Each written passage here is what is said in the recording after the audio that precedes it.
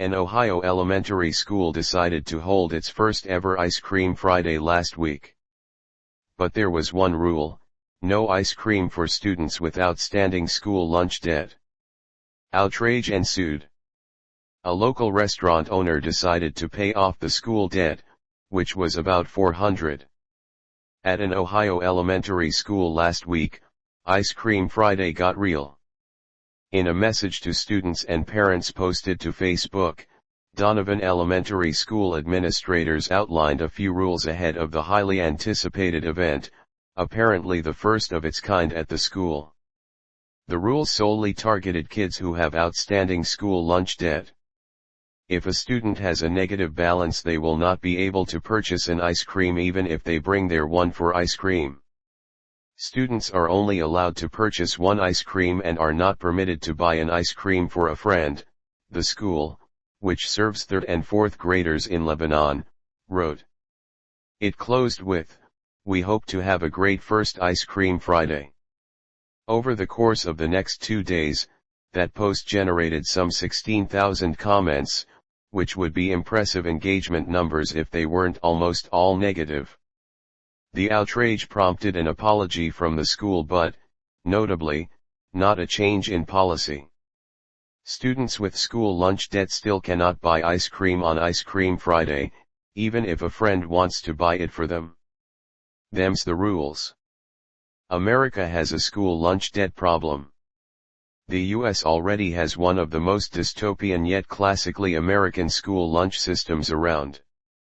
In a rare moment of mercy spurred by the coronavirus pandemic, U.S. government officials waived the cost of school lunch for every K-12 student in 2020.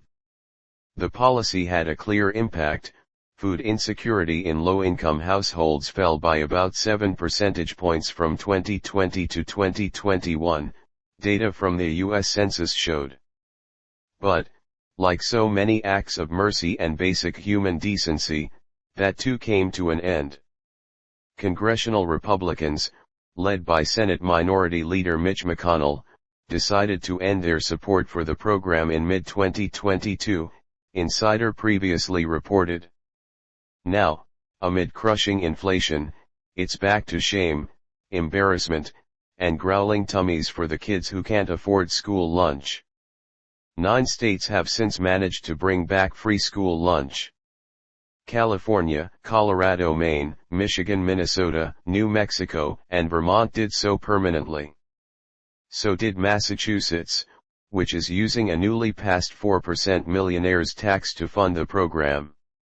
Nevada temporarily funded free school lunch for the 2023 to 2024 school year.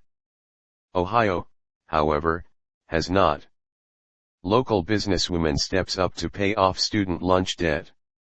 The elementary school's Facebook post garnered so much attention it was seen by a businesswoman in neighboring Middletown, who found herself inspired to rally to support the children on their special ice cream day. Nadiaja Thompson, who owns a restaurant called MZJ's Soul Food, paid $411.15 toward the balance of school lunch debt at Donovan Elementary School, she wrote on Facebook. I was a parent with kids with balances before, Thompson wrote, thanking commenters for their support.